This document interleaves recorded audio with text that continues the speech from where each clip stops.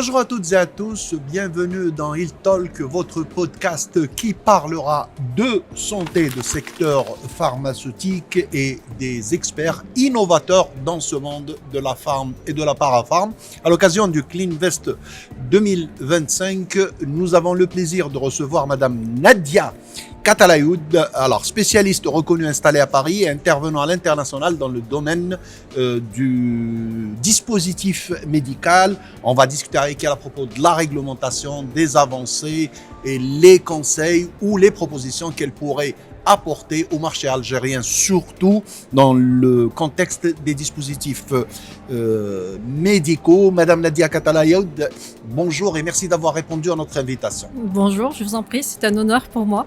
Merci beaucoup. On y va tout droit dans le vif du sujet. En tant qu'experte des dispositifs médicaux, comment vous évaluez aujourd'hui les principaux défis auxquels font face les fabricants et distributeurs, notamment en matière de conformité réglementaire et de sécurité? Alors effectivement, aujourd'hui, il y a pas mal de défis et avec le rehaussement du niveau d'exigence de la réglementation au niveau européen. Et puis, je dirais qu'il y a d'autres défis qui sont les évolutions technologiques qui vont très, très vite et la multiplication des référentiels réglementaires. Je pense notamment à l'intelligence artificielle, à la cybersécurité. Donc aujourd'hui, les fabricants sont confrontés à différentes réglementations qu'ils doivent respecter et tout va de plus en plus vite. Les exigences évoluent, augmentent. Donc voilà, ce sont des choses qu'il faut prendre en compte de façon globale, on va dire, et en anticipation. En tant qu'experte, justement, si vous devez classer par ordre d'importance ces mises à niveau, comment vous les placerez? En tant qu'experte du marché européen, je dirais que la première chose, c'est la conformité par rapport au marché européen. On a la chance quand même s'il y a une multiplication des réglementations, qu'on tend à une harmonisation du cadre réglementaire, notamment par la norme 13485. Donc la priorité pour moi serait la mise en place du système de management de la qualité, du marquage CE, et puis le marquage CE de toute façon inclut des exigences en termes de logiciel, du numérique qui viennent se compléter avec l'intelligence artificielle. Donc finalement, il y a des priorités, mais tout est plus ou moins imbriqué et donc on avance pas à pas et en parallèle avec l'harmonisation internationale. Allez, on parle de certification. Maintenant, ouais. C'est une exigence. Ouais. Être ISO est une exigence. Est-ce que le monde du dispositif médical, la non-certification n'a plus sa place à travers le monde actuellement? Effectivement, tout à fait. Il y a eu plusieurs scandales, notamment les prothèses PIP, qui font que le risque qu'on fait courir aux patients lorsqu'on met des dispositifs médicaux non marqués CE sont tels que c'est inadmissible. On ne peut plus aujourd'hui. Tout le monde s'accorde à dire qu'il faut beaucoup plus de transparence. Donc c'est pour ça que le cadre européen a été rehaussé. Donc on a vraiment des obligations de transparence avec des données qui vont être publiées sur une base de données européenne. Tout le monde, enfin, pour certaines données, tout le monde y aura accès, les autorités, mais aussi le public. Et donc l'idée, c'est vraiment de co-responsabiliser toute la chaîne des acteurs, du fabricant, en passant par l'importateur, le distributeur, l'utilisateur aussi, qui doit remonter les notifications d'incidents. Donc tout le monde est co-responsable et on assure une meilleure sécurité du produit sur le marché. Très bien. On va parler d'innovation technologique dans les dispositifs médicaux qui avancent très rapidement, vous le concevez.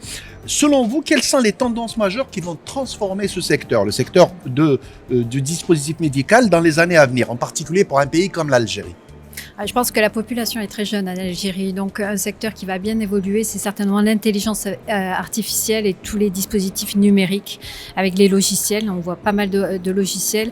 Alors c'est à cheval entre le bien-être et l'application médicale, mais aujourd'hui les jeunes communiquent très vite. On a besoin de savoir en temps réel nos données médicales sur le diagnostic notamment. Donc je pense que c'est le secteur qui va exploser en Algérie dans les années à venir. Votre intervention dans le CleanVest 2025, vous avez fait une présentation, ça consistait en quoi? Quels sont les principaux axes de votre intervention? D'accord. Donc, les axes de mon intervention concernaient le marquage CE et ses exigences. Et donc, je suis intervenue après une présentation sur la réglementation algérienne et sur la norme ISO 13485.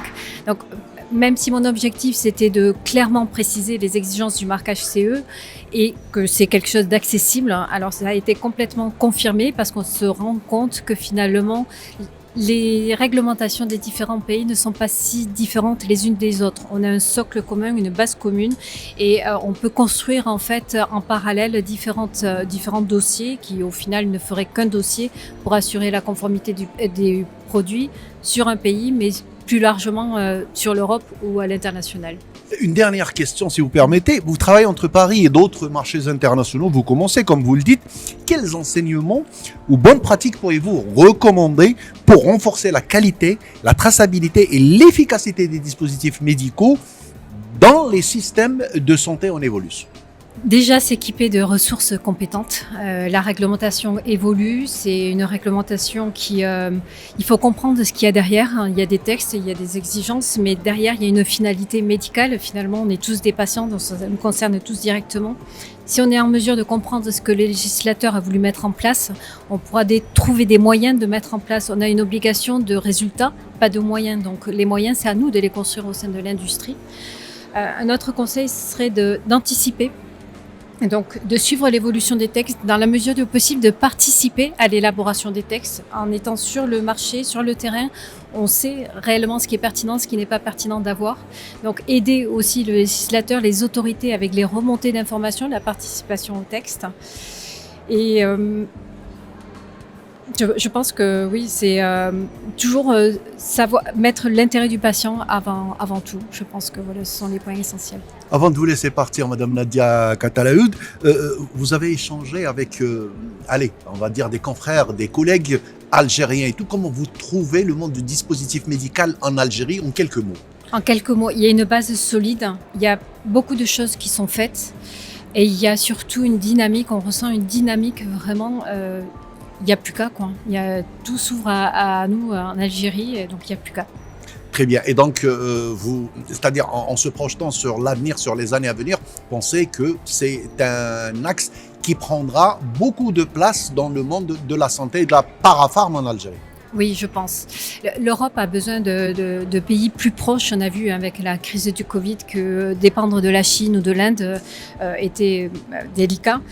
Donc on a besoin vraiment de pays plus proches qui vont nous aider, de partenaires plus rapprochés. Et je pense que l'Algérie a toute sa place pour occuper ce partenariat. Merci beaucoup, Madame Nadia Katalaoud. Je rappelle que vous êtes spécialiste reconnue, installée à Paris, intervenant à l'international dans le monde du dispositif médical. Merci d'avoir répondu à notre invitation et à nos questions.